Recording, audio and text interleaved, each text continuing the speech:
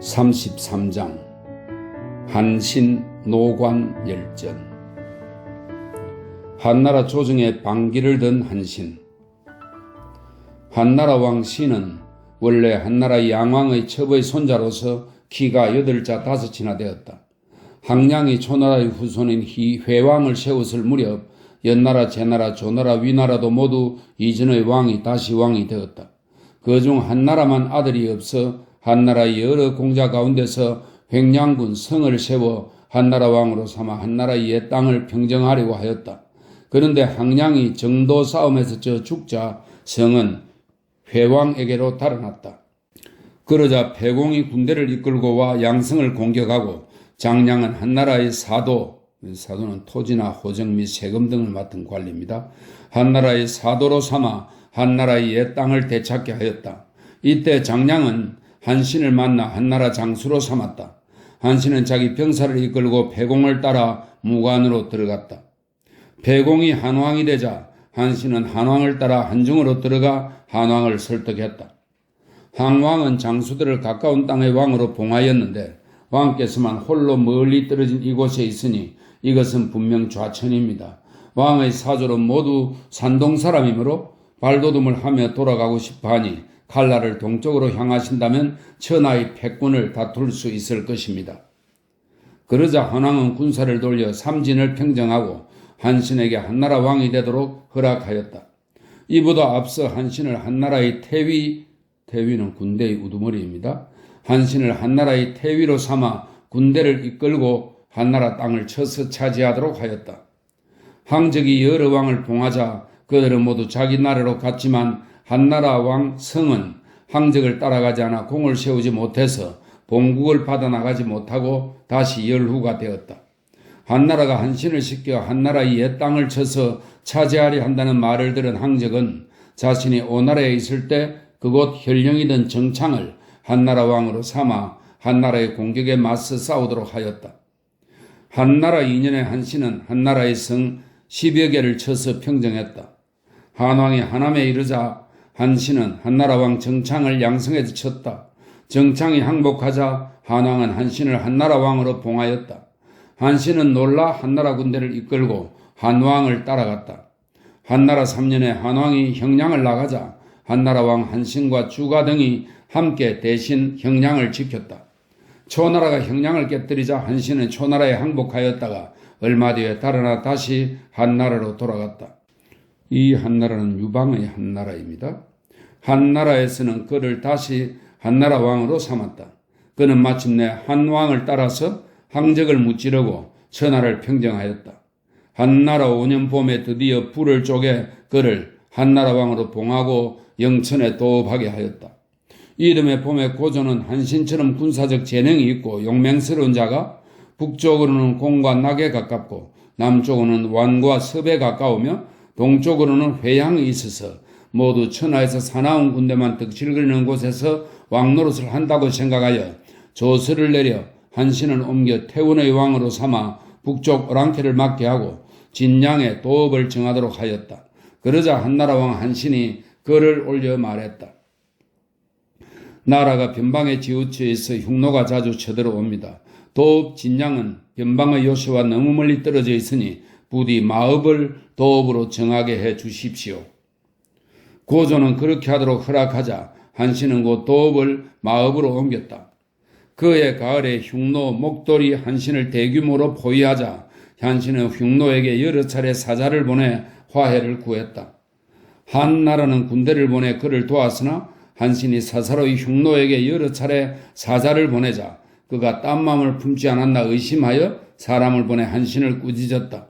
한신은 목이 베일까 두려운 나머지 흉노와 함께 한나라를 치기로 약속하고 한나라에 방기를 들었다. 한신은 마읍을 흉노에게 내어주어 항복하고는 태원을 쳤다.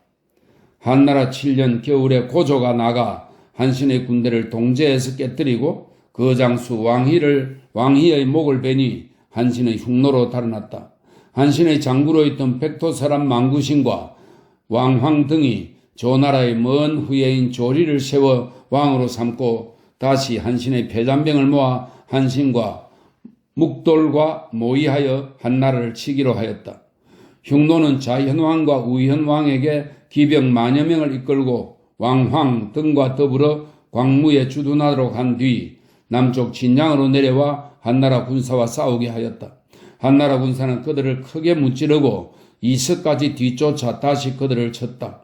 흉노가 또다시 누번 서북쪽에 모이자 한나라에서는 전차와 기병으로 흉노를 깨뜨리게 하였다. 흉노가 거듭 싸움에서 지고 달아나자 한나라 군대는 성세를 타고 북쪽으로 달아난 적군을 계속 뒤쫓아갔다. 묵돌이 대곡에 있다는 말을 듣고 고조가 진양에 머무르면서 사람을 시켜 묵돌을 살피게 하니 그 첩자가 돌아와 쳐도 되겠다고 보고했다. 고조는 마침내 평성에 이르렀다. 고조가 백등산으로 나가자 흉노의 기병들이 고조를 에워쌌다. 고조가 사람을 시켜 연지는 선우의 아내입니다. 연지에게 많은 선물을 보내니 연지가 묵돌을 설득했다. 지금 한나라 땅을 얻더라도 오히려 그곳에서 살 수 없으니 두 임금이 서로 횡액을 당할 필요가 없습니다. 그리하여 이래 만에 오랑캐 병사들이 물러났다. 그때 짙은 안개가 뒤덮이자 한나라에서는 사람을 시켜 오가게 해보았지만 오랑캐들은 알지 못하였다. 그러자 혹은 중이 진평이 고조에게 말했다. 오랑캐는 병사를 온전하게 하려고 합니다. 강한 쇠뇌에 화살을 2개씩 매긴 뒤에 밖을 향하게 하고 천천히 걸어서 포위를 벗어나십시오. 고조가 평성으로 돌아오자 한나라 구원병도 이르렀고 오랑캐 기병도 마침내 포위를 풀고 물러갔다. 한나라도 싸움을 멈추고 돌아갔다. 한신은 흉노를 위해 군대를 이끌고 오가면서 변경을 공격했다. 한나라 10년에 한신이 왕황 등에게 시켜 진의를 설득하여 잘못을 저지르도록 만들었다. 11년 봄에 예전의 한나라 왕 한신이 다시 흉노의 기병들과 함께 삼합으로 들어와서 한나라에 맞섰다. 한나라는 시장군, 이 시장군은 시무로서 유방의 휘하에 있었다고 합니다.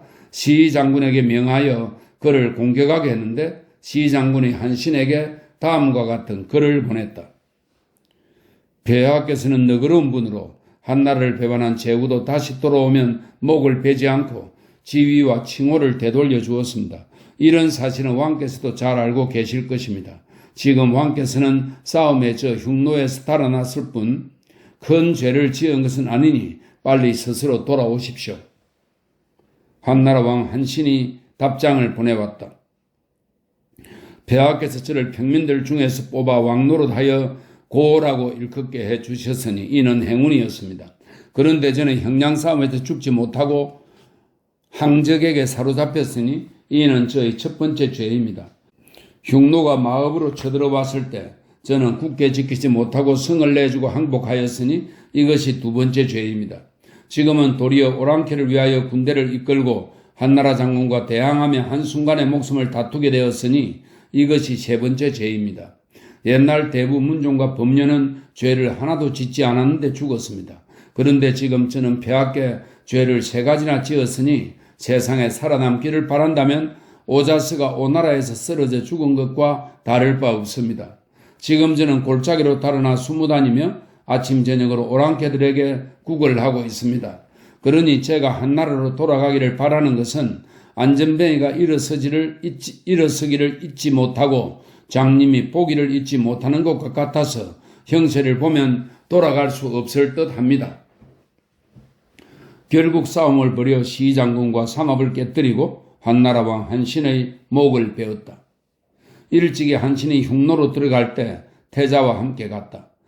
그들이 퇴당성에 이르렀을 때 아들을 낳았으므로 이름을 퇴당이라고 하였다. 태자도 아들을 낳아 영으로 불렀다.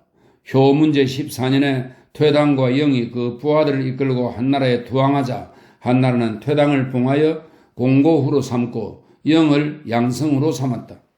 오나라와 초나라 등 7나라가 반란을 일으켰을 때 장군들 가운데 공고후의 공이 가장 뛰어났다.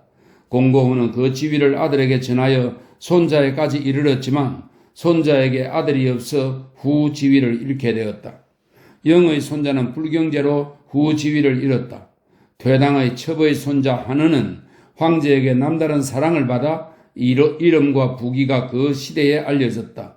그 동생 열이 다시 봉해졌으며 자주 장군으로 불리다가 마침내 안도후가 되었다. 그 아들이 대를 잇더니 한 해 남짓 지나 법을 어겨 죽었다. 다시 1년쯤 뒤에 열의 손자 정이 용액후가 되어 열의 뒤를 이었다. 배반과 투항을 일삼은 노관과 그의 족속들. 노관은 풍사람으로 고조와 같은 마을에서 살았다. 노관의 아버지는 고조의 아버지 태상황과 서로 친하게 지냈다. 두 사람이 아들을 낳게 되었을 때 고조와 노관이 같은 날에 태어나자 마을 사람들이 양고기와 술을 가지고 와서 두 집안을 축하하였다. 고조와 노관은 성인이 되어 함께 글을 배우고 서로 친하게 지냈다. 마을 사람들은 두 집안이 서로 친하며 아들도 같은 날에 낳았고 그들도 커서 서로 아끼는 것을 아름답게 여겨 또다시 두 집의 양고기와 술을 가지고 와서 축하해 주었다. 고조가 평민일 때 죄를 짓고 피해 다니며 숨어 지낸 적이 있는데 노관은 언제나 그를 따라다녔다.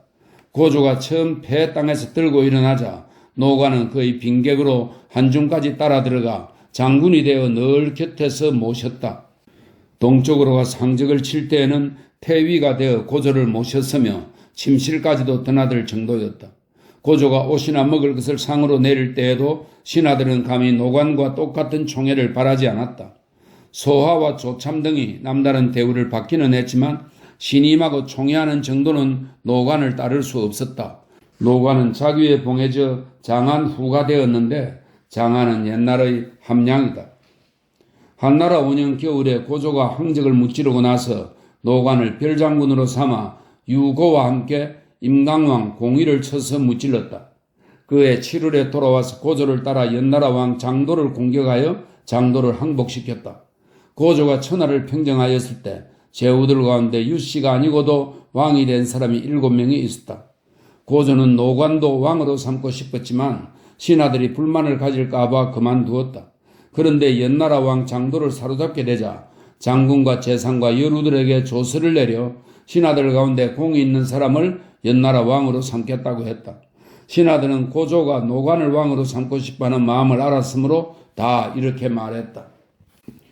태위 장안후 노관은 언제나 황상을 모시며 천하를 평정하여 공이 가장 많으니 그를 연나라 왕으로 삼으면 좋겠습니다. 고조는 조서를 내려 그렇게 하도록 했다. 한나라 5년 8월에 노관을 세워 연나라 왕으로 삼았다. 제후나 왕들 가운데 연나라 왕만큼 총애를 받은 이가 없었다. 한나라 11년 가을에 진이가 대땅에서 반기를 들자 고조가 한단으로 가서 진이의 군대를 쳤는데 연나라 왕 노관도 그 동북쪽을 쳤다. 그러자 진이는 왕 황을 시켜 흉노에게 도움을 요청하였다. 연나라 왕 노관도 자기 신하 장승을 흉노로 보내 진이 등의 군사는 이미 무너졌다고 밝히게 했다. 장승이 오랑캐 땅에 이르고 보니 전날 연나라 왕 장도의 아들 장년이 오랑캐 땅으로 도망쳐 와 있었다. 그가 장승을 보고 이렇게 말했다. 당신이 연나라에서 중용된 까닭은 오랑캐 사정에 밝기 때문이고 연나라가 오래 존속되고 있는 이유는 제후들이 자주 모반을 일으키며 서로 군대를 합쳐 성패가 정해지지 않았기 때문입니다. 지금 당신은 연나라를 위하여 진이 등을 빨리 도망시키려고 하는데 그들이 모두 멸망하고 난 다음에는 재앙이 연나라에 미치게 되고 당신도 포로가 될 것입니다. 그대는 어찌하여 연나라 왕에게 진이를 치는 일을 잠시 늦추고 오랑캐와 화친하라고 말씀드리지 않습니까? 일이 더디지게 되면 연나라 왕은 오랫동안 왕 노릇을 할 수 있습니다. 한나라에 위급한 일이 생기게 되어야 연나라는 편안해질 것입니다. 장승도 그 말이 옳다고 여겨 아무도 몰래 흉노에게 진이를 도와 연나라를 치게 하였다. 연나라 왕 노관은 장승이 오랑캐와 함께 모여하여 반란을 일으킨 것으로 의심하고 글을 올려 장승의 일족을 멸하도록 요청했다. 장승이 돌아와 그렇게 행동한 까닭을 자세히 설명하자 연나라 왕도 깨달은 바가 있어 거짓으로 다른 사람의 일인 것처럼 꾸며 장승의 일가족을 탈출시켜 흉노의 첩자가 되게 하였다. 그리고 몰래 범죄를 진희에게 보내 될 수 있는 한 전쟁을 오래 끌어 성패를 짓지 말도록 했다. 한나라 12년에 고조는 동쪽으로 가서 경포를 쳤는데 진희는 늘 군대를 이끌고 대나라에 머물러 있었다. 한나라에서 번쾌를 시켜 진희를 쳐서 베어 죽이자 그의 비장이 항복하면서 이렇게 말했다. 연나라 왕 노관이 범죄를 시켜서 진희와 내통하도록 계책을 꾸몄습니다. 고조가 사자를 보내 노관을 불렀으나 노관은 아프다고 핑계를 대며 가지 않았다. 고조는 또다시 벽왕후 시비기와 의사대부 조요를 보내 연나라 왕을 맞아오게 하면서 연나라 왕의 주위 사람들에게 사실 여부를 묻도록 하였다. 노관은 더욱더 두려워져 문을 닫아 걸고 숨어 지내면서 자신이 총애하던 신하에게 말했다. 유씨가 아니면서 왕이 된 사람은 나와 장사왕뿐이다. 지난해 봄에 한나라는 회음무의 일족을 멸하였고 여름에는 팽호를 베어 죽였는데 이것은 모두 여호와의 계책이었다. 지금 황상께서는 병들어 나라 일을 모두 여호와에게 맡기고 있다. 여호는 분여자로서 오로지 성이 다른 왕과 큰 공을 세운 신하들을 죽이는 것을 일삼고 있다. 그러고는 병을 핑계로 끝내 가지 않았다. 그의 곁에 있던 신하도 모두 달아나 숨어버렸다. 노관의 말이 새어나가 벽왕후가 듣게 되었다.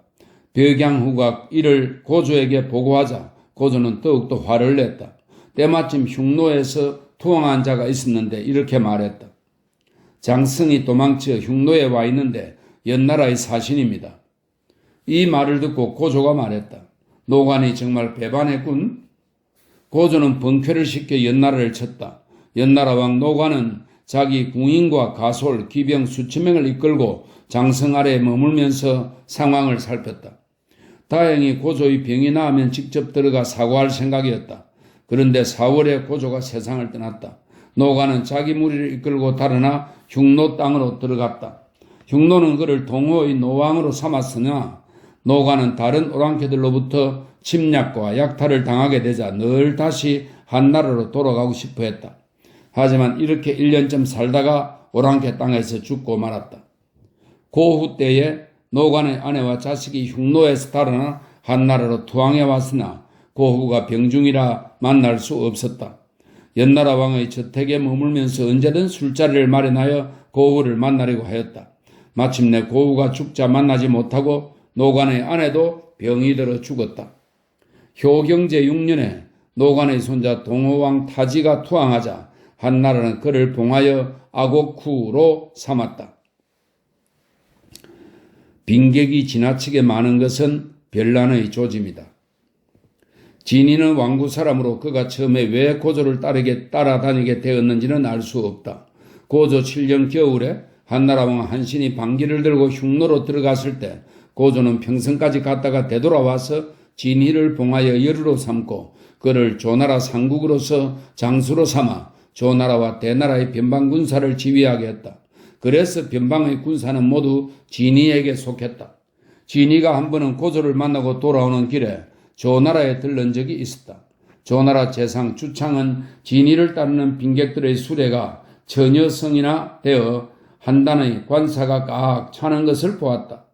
진희가 빈객들을 대하는 태도는 벼슬하지 않은 선비의 사균과 같아 자기 몸을 낮추어 빈객들을 존경하였다. 진희가 대나라로 돌아가자 주창은 곧 고조께 들어가 만나기를 청하였다. 주창은 고조를 뵙자 이것을 자세하게 말했다. 진희의 빈객은 지나칠 만큼 많습니다. 밖에서 여러 해 동안 군대를 마음대로 휘둘렀으니 무슨 별난이라도 있을까 두렵습니다. 고조는 그 말을 듣고 사람을 시켜 다시 살펴보니 대나라에 사는 진희의 빈객들의 재물과 법에 어긋나는 일들을 조사하였더니 진희와 관련된 일이 많았다. 진희는 두려워 사람들을 몰래 빈객을 시켜 왕황 망구신과 내통해 두었다. 고조 10년 7월에 태상황이 죽었다. 고조가 사람을 보내 진희를 불렀지만 진희는 병이 깊다는 핑계로 가지 않았다.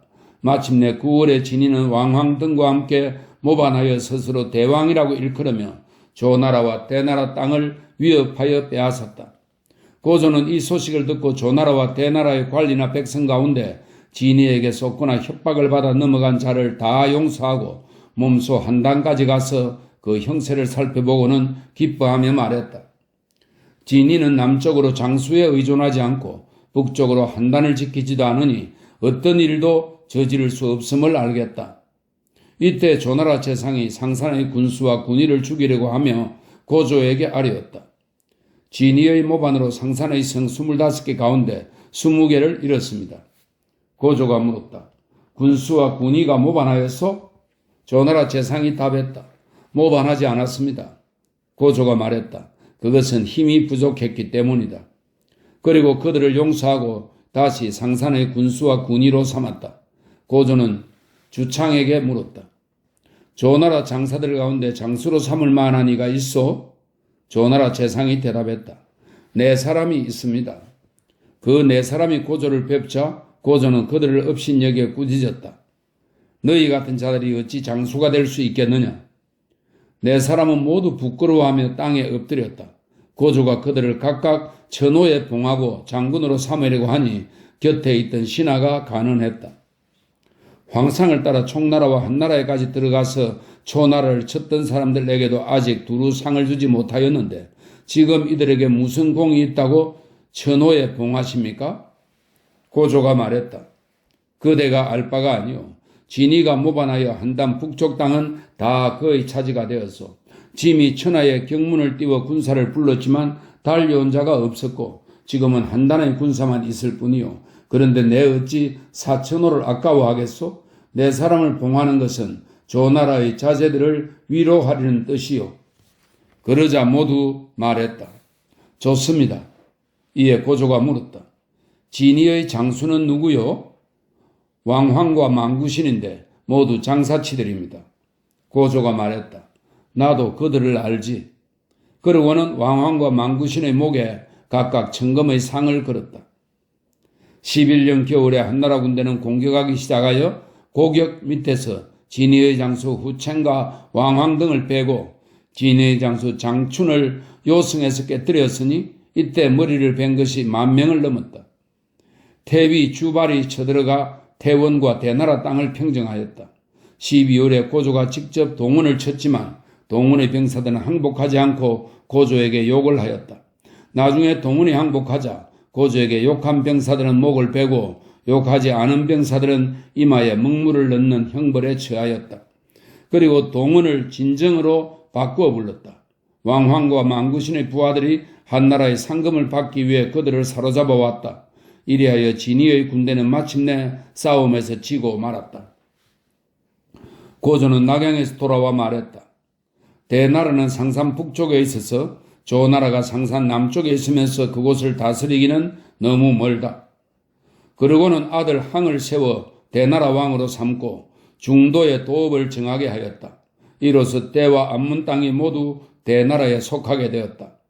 고조 12년 겨울에 번쾌의 군대가 진의를 뒤쫓아 영구에서 베어 죽였다. 태사공은 말한다. 한신과 노가는 본래 떡을 쌓고 착한 일로 처세한 것이 아니라 한순간의 권모술수와 임기응변으로 벼슬을 얻고 간사함으로 공을 이루었다. 한나라가 천하를 막 평정했을 때 만났으므로 땅을 갈라받고 왕도로하며 고라고 일컬을 수 있었던 것이다.